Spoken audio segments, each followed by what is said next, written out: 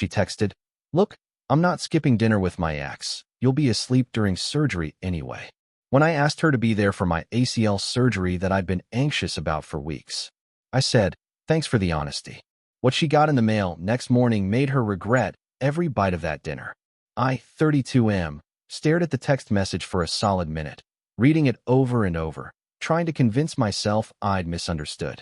My surgery was scheduled for 7 in the morning, 3 days away. I'd been freaking out about it for weeks. ACL reconstruction wasn't exactly a walk in the park, and the thought of going under anesthesia had kept me up more nights than I cared to admit.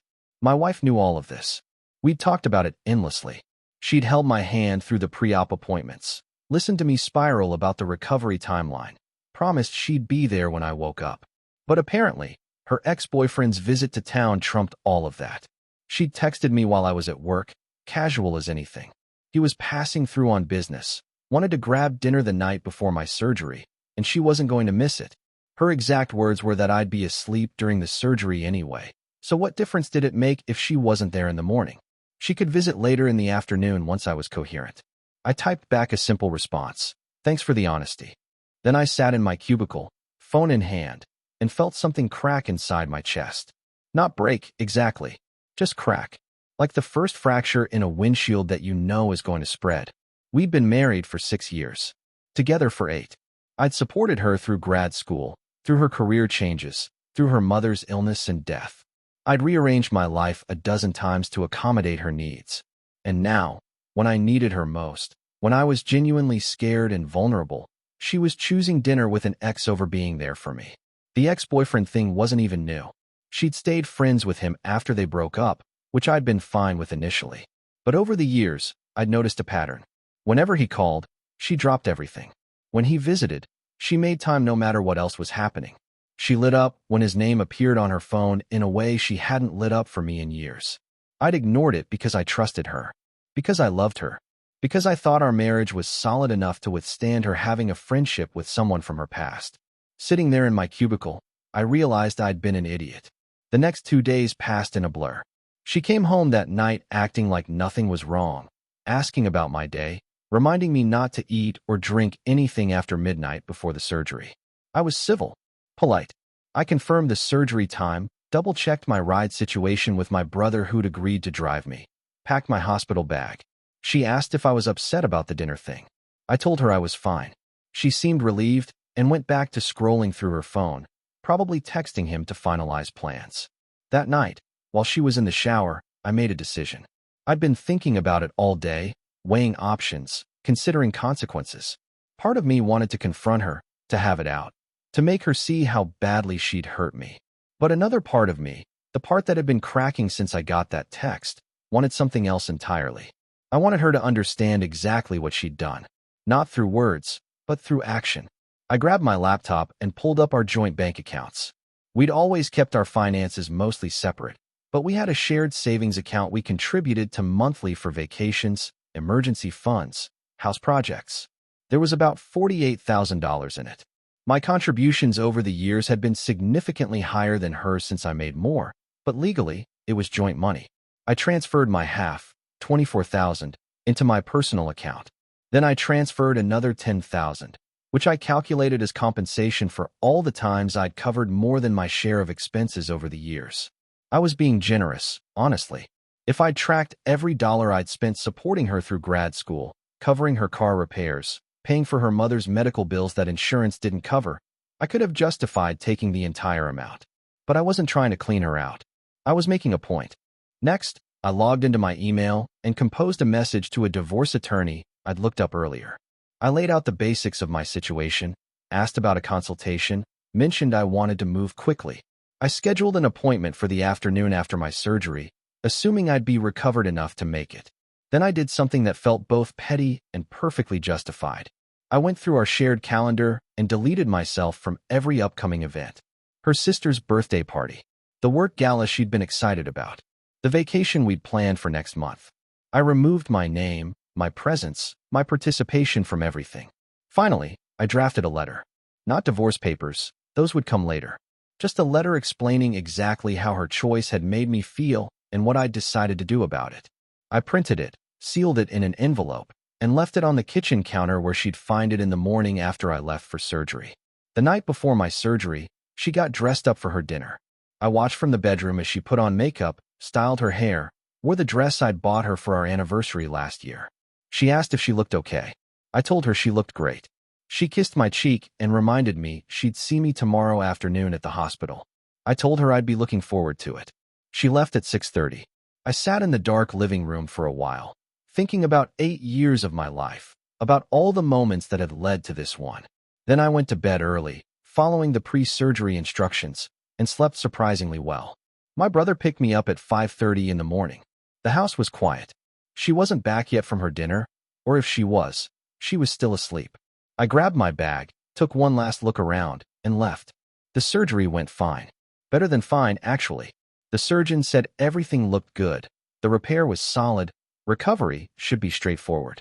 I woke up groggy but not in as much pain as I'd expected.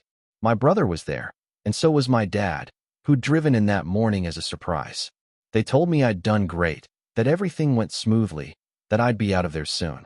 I asked if my wife had called. They exchanged a look. My brother said she'd texted him asking for updates, but she hadn't shown up yet. It was almost 1 in the afternoon. Around 2, my phone started ringing. Her name flashed across the screen. I declined the call. She called again, and again. I turned my phone off. My brother drove me home around 4. I declined the hospital's offer to stay overnight since the surgery was outpatient and I had help at home. Except I didn't really have help at home anymore, did I? But my brother had agreed to stay with me for a few days, and my dad was sticking around too. When we pulled into the driveway, her car was there. The front door opened before we'd even parked, and she came rushing out, face blotchy, eyes red. She started talking before I'd even gotten out of the car, asking where I'd been, why I hadn't answered my calls, if I was okay. I told her I was fine and that my brother would be staying to help me for a few days. She asked why she hadn't heard from me all morning.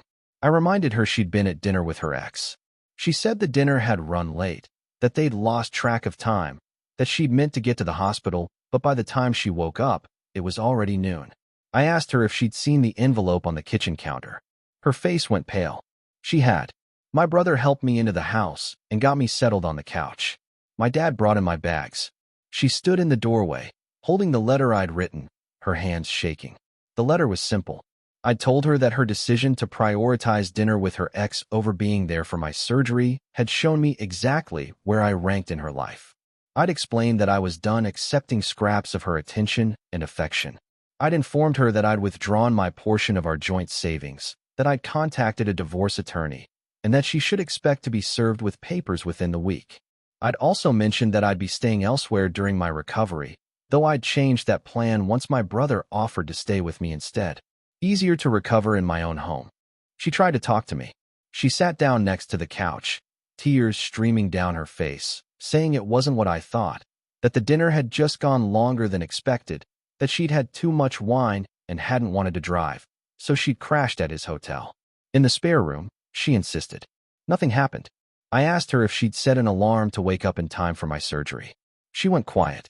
I told her it didn't matter anymore, that even if nothing physical happened with her ex, she'd made her choice clear. She'd chosen him over me when I needed her most. She started crying harder, saying she was sorry, that she'd made a terrible mistake, that she loved me. I told her I believed she was sorry. Sorry she'd gotten caught. Sorry there were consequences. But not sorry enough to have made a different choice in the first place. My brother asked her to leave the room so I could rest. She refused at first, but my dad stepped in, his voice firm, and she finally left, retreating to our bedroom. Over the next few days, she tried everything. She brought me food I didn't eat. She offered to help with my physical therapy exercises. She cried, apologized, begged.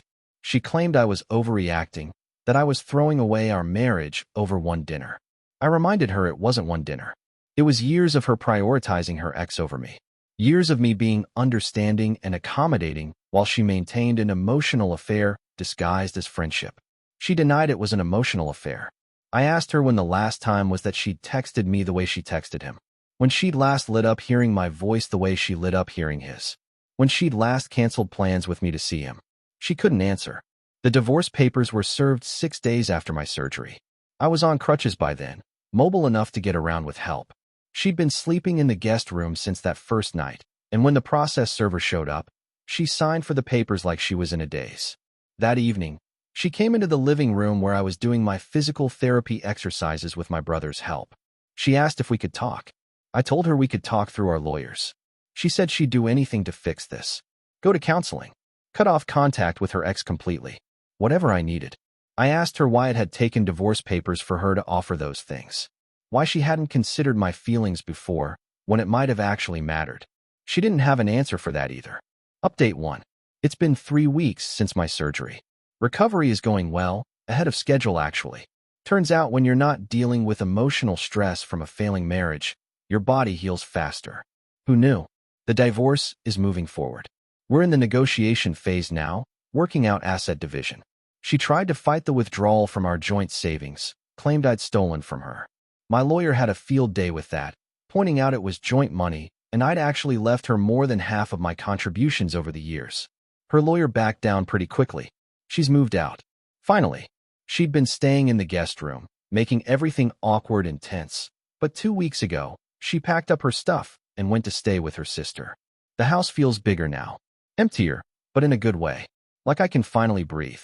My brother stayed with me for the first 2 weeks, and my dad visited most days. Having them around reminded me what actual support looks like. What it means to have people show up for you without conditions or excuses. I found out through a mutual friend that she'd been complaining to people about how I'd overreacted, how I'd ended our marriage over one mistake.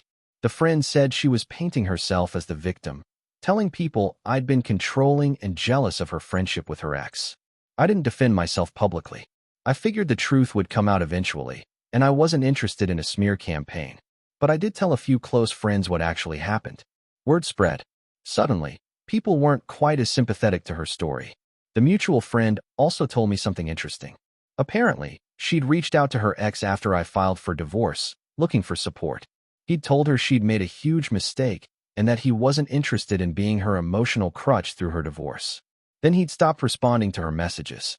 Turns out, he'd been enjoying the attention and ego boost of having her chase him, but he'd never intended to actually be with her.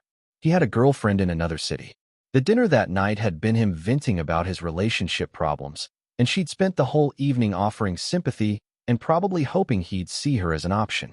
She'd blown up her marriage for a guy who didn't even want her. I can't say I felt good hearing that. Mostly, I just felt sad. Sad that she'd thrown away 8 years for a fantasy. Sad that she'd valued the possibility of something with him over the reality of what we had. But I also felt validated, because it confirmed what I'd suspected all along. This wasn't about one dinner or one mistake. It was about a pattern of choices, a fundamental misalignment of priorities. Update 2.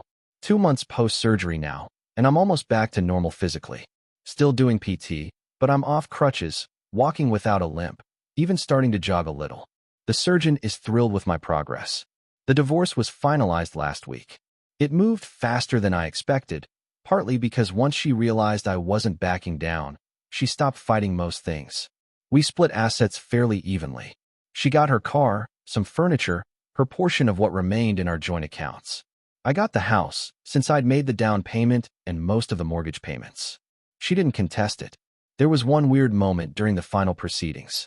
We were sitting in the mediation room, and she asked if I'd ever really loved her. I told her of course I had, that I'd loved her enough to build a life with her, to support her through everything, to stay committed even when things got hard. Then I asked if she'd ever really prioritized our marriage over her feelings for her ex. She started crying and couldn't answer. The mediator moved things along after that. I've been doing a lot of thinking these past 2 months. About what went wrong, about what I could have done differently, about whether I acted too harshly. Some people have told me I should have given her a second chance, that everyone makes mistakes. But here's the thing I keep coming back to. It wasn't a mistake. A mistake is accidental, unintentional. She made a deliberate choice, knowing I was anxious and scared, knowing I needed her. She chose to prioritize her ex's company over my well-being. And then, when she realized there would be consequences, she tried to minimize and justify and play victim. That's not a mistake. That's a revelation of character. I don't regret my decision. I regret that it came to this, that our marriage ended the way it did. But I don't regret standing up for myself or refusing to accept being treated as an afterthought in my own marriage. I ran into her last week, actually. At a coffee shop near our old house. She was with some friends, and I was grabbing a drink before PT. We made eye contact across the room. She looked like she wanted to come over to talk, but I gave her a polite nod and left. I don't hate her. I'm not even angry anymore. Mostly, I just feel relieved that I'm not in that marriage anymore, that I'm not spending my energy trying to compete for attention with a ghost from her past. I'm dating again. Nothing serious yet, just putting myself out there, remembering what it's like to have someone actually interested in spending time with me. It's strange and a little scary, but also kind of exciting. My knee is healing. My heart is healing. And I'm learning that sometimes the best revenge isn't some elaborate scheme or public humiliation. Sometimes it's just refusing to accept less than you deserve and walking away with your dignity intact. She texted me yesterday, said she missed me, that she'd been wrong about everything, that she wished she could go back and make different choices. I didn't respond. There's nothing left to say.